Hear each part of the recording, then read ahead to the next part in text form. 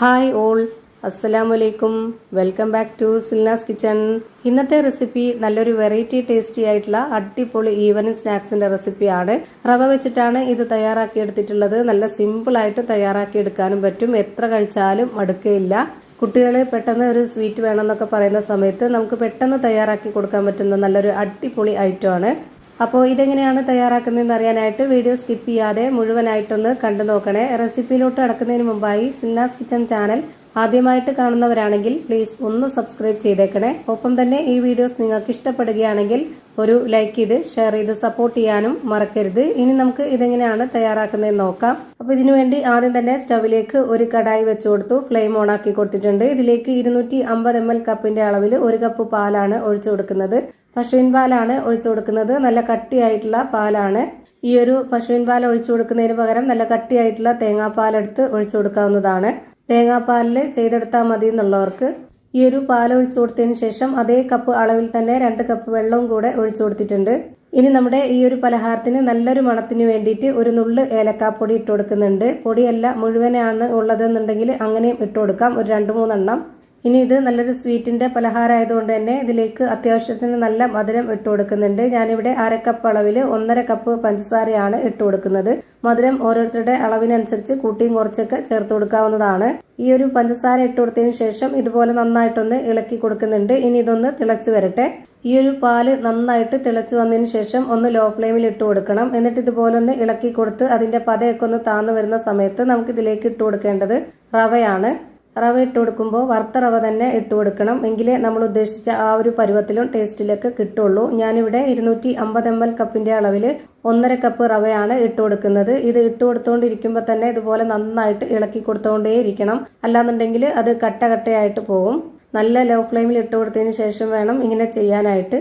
ഈ ഒരു 1.5 കപ്പ് റവയ്ക്ക് വേണ്ടിയാണ് 1 കപ്പ് കട്ടിയായിട്ടുള്ള പാലും അതുപോലെ 2 കപ്പ് വെള്ളവും ഒഴിച്ചു കൊടുത്തിട്ടുണ്ടായിരുന്നത്. ഇനി ഇതിലേക്ക് പാലും വെള്ളമൊന്നും ഒഴിച്ചു കൊടുക്കേണ്ടതില്ല. ഇതുപോലെ നന്നായിട്ടൊന്ന് ഇളക്കി കൊടുത്താൽ മാത്രം മതി. ഇപ്പോൾ ഇതിന്റെ കറക്റ്റ് പരുവായിട്ടുണ്ട്. ഇത് നല്ല പോലെ കുറുകി വരുന്ന ഈ ഒരു ടൈമിൽ നമുക്ക് ഇതിലേക്ക് തേങ്ങ അരച്ചത് ചേർത്ത് കൊടുക്കണം. ഞാനിവിടെ 1/4 കപ്പ് അളവിലാണ് തേങ്ങ അരച്ചത് ചേർത്ത് കൊടുക്കുന്നത്. ചിരകിയ തേങ്ങ വേണമെങ്കിലും ഇട്ട് കൊടുക്കാവുന്നതാണ്. തേങ്ങ അരച്ചു കൊടുക്കുമ്പോൾ അതിന്റെ പാലും കൂടെ ഇളകി കിട്ടുമ്പോൾ നല്ല ടേസ്റ്റ് ആണ്. അതിനു വേണ്ടിയാണ് ഇങ്ങനെ ചേർത്ത് കൊടുത്തത്. എന്നിട്ട് ഇതുപോലെ ഒന്നുകൂടെ നന്നായിട്ട് ഇളക്കി യോജിപ്പിച്ചു കൊടുക്കാം. ഇതൊന്ന് ചെറുതായിട്ട് ഒന്നുകൂടെ ടൈറ്റ് ആയിട്ട് വരണം. എന്നിട്ട് നമ്മളിത് ഇളക്കി കൊടുക്കുന്നതിനോടൊപ്പം തന്നെ ഇതിലേക്ക് മണത്തിന് വേണ്ടിയിട്ട് നെയ്യ് ഒഴിച്ചു കൊടുക്കാം. മണം ഇഷ്ടമല്ലാത്തവർക്ക് വേണമെങ്കിൽ ബട്ടർ ഉരുക്കിയത് ഒഴിച്ചു കൊടുക്കാം. ഇനി ഇതിലേക്ക് നല്ലൊരു മണത്തിന് വേണ്ടിയിട്ട് ഇത് ഇളക്കി കൊടുക്കുന്നതിനോടൊപ്പം തന്നെ ഒരു 2.5 ടേബിൾ സ്പൂൺ അളവിൽ നെയ്യ് ഒഴിച്ചു കൊടുക്കുന്നുണ്ട്. നെയ്യുടെ മണം ഇഷ്ടമല്ലാത്തവർക്ക് ബട്ടർ ഉരുക്കി ഒഴിച്ചു കൊടുക്കാം. അതുമല്ലാന്നുണ്ടെങ്കിൽ ഒന്നും ഇല്ലാതെയും കുഴപ്പമൊന്നുമില്ല.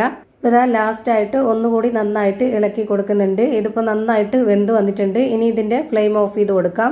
ഇനി ആ ഒരു ചൂടോടുകൂടി തന്നെ നമുക്ക് ഇഷ്ടമുള്ള അവൈലബിൾ ആയിട്ടുള്ള ഏതെങ്കിലും ഒരു പാത്രത്തിലോ ട്രേയിലോ ഇതൊന്ന് വെച്ച് കൊടുക്കാവുന്നതാണ്.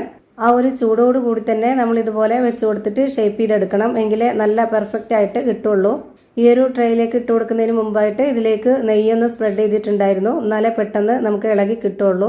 അതുപോലെ ഇതൊന്ന് സ്ക്വയർ ടൈപ്പിൽ കിട്ടാൻ വേണ്ടിയിട്ടാണ് ഇതുപോലെ ട്രേയിൽ വെച്ച് കൊടുത്തിട്ടുള്ളത്. ഇനിയിപ്പോൾ നിങ്ങൾക്ക് ഏതാണോ അവൈലബിൾ ആയിട്ടുള്ളത് ആ ഒരു പാത്രത്തിൽ വെച്ചിട്ട് സെറ്റ് ചെയ്തെടുത്താൽ മതി. എന്നിട്ട് നമുക്ക് ഇഷ്ടമുള്ള വലിപ്പത്തിലും ആകൃതിയിലൊക്കെ ഇത് കട്ട് ചെയ്തെടുക്കാവുന്നതാണ്.